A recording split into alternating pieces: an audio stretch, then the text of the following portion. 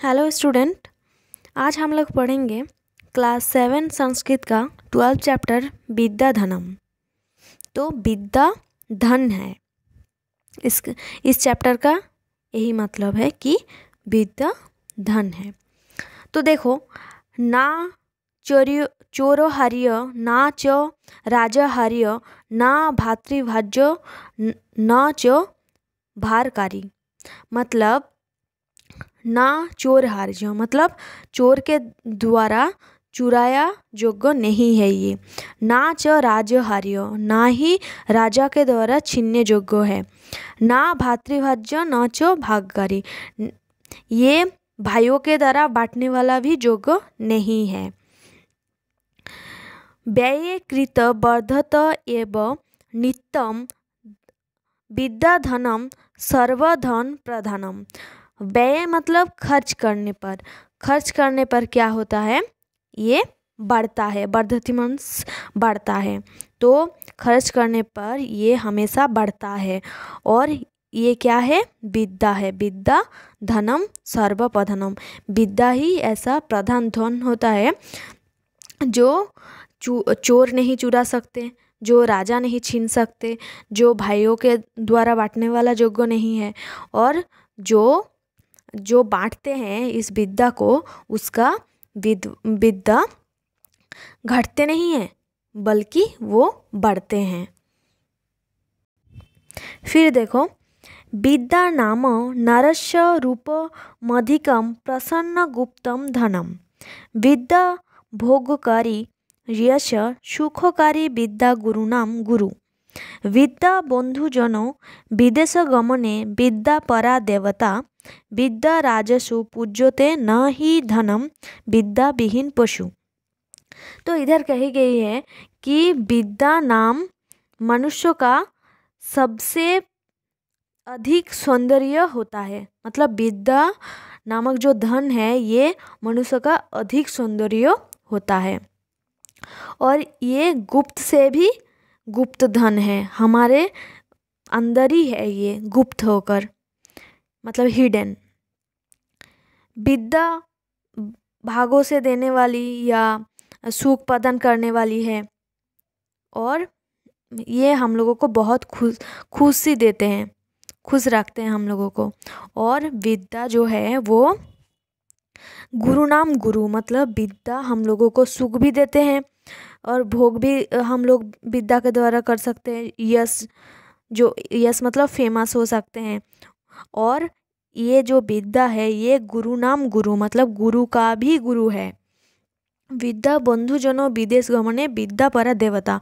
विद्या जो लोग विदेश जाते हैं उन लोगों के लिए बंधु का कौन है, विद्या है।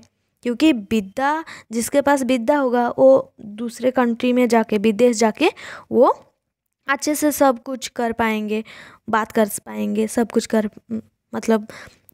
कुछ कर पाएंगे। विद्या बहुत हेल्प करते हैं जो लोग विदेश जाते हैं। विद्या परा देवता, विद्या को देवता की रूप से जाना जाता है और ये सबसे बड़ी देवता है। फिर देखो, विद्या राजस्व पूज्यते न ही धनम विद्या विहीन पशु। और इधर बोला है कि राजाओं में विद्या की ही पूजा होती है, ना ही धन की। धन की पूजा नहीं होते हैं, किसका पूजा होता है, विद्या का। और विद्या के बिना मनुष्य पशु के समान है। ठीक है, नेक्स्ट चैप्टर देखो, नेक्स्ट स्टेंजा।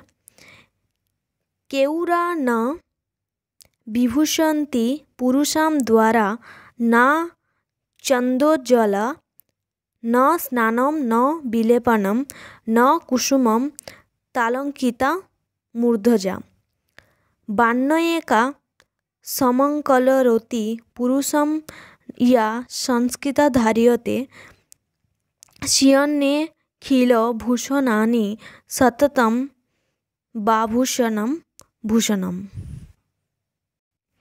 देखो, ये जो मनुष्य है, मनुष्य तो ना चंद्रोज्ज्वला मतलब मनुष्य ना ही चंद्र के समान उज्जवल हो सकता है उज्जवल हार पहनने से, ना स्नान, ना सुगंधित द्रव्य, ना पुष्प और ना ही सजाए हुए बाल सुशोभित होते हैं। एकमात्र वाणी जो है उससे ही उसका जो सुगंध वो सौंदर्य होते हैं। मतलब अगर कोई हार पहन ले या सुगंधित द्रव्य या स्नान कर ले तो वो अच्छे नहीं होते हैं। उसका जो वाणी है मतलब उसका जो बात है उनसे उसको अच्छे बनाती है। तो मनुष्य का सबसे अच्छी क्या है? उसका वाणी। फिर देखो और इधर बोले गए हैं कि मनुष्य के अच्छी तरह सुशोभित करती है। समय पाकर नष्ट हो जाते हैं परंतु वाणी कभी भी नष्ट नहीं होते हैं। मतलब कुछ भी चीज़ समय अगर पार हो जाए तो वो नष्ट हो जाते हैं, लेकिन वाणी जो है वो कभी नष्ट नहीं होते हैं। फिर नेक्स्ट देखो,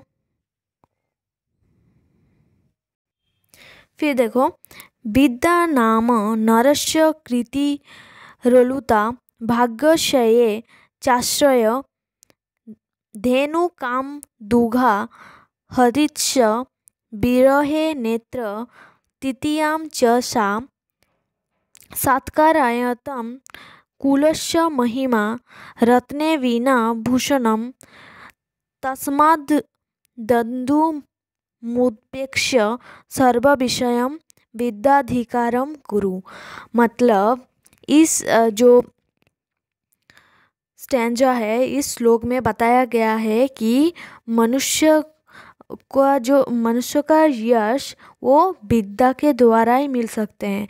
विद्या के द्वारा ही, विद्या के वजह से ही हम लोग हमारा जो इच्छा है वो पूर्ण कर सकेंगे। और किसी का अगर भाग्य मतलब किसी का अगर डेस्टिनी अगर साथ नहीं देते हैं, किसी का भाग्य अगर साथ नहीं देता है तो एकमात्र सहारा तब उसका विद्या ही होते हैं। और देखो जब प्रेमी वियोग हो जाता है मतलब प्रेमी जब चले जाते हैं तो उस समय मनुष्य का सबसे बड़ा सहारा विद्या ही होता है। अगर विद्या किसी के पास नहीं होते हैं तो उसका सम्मान भी नहीं होता है।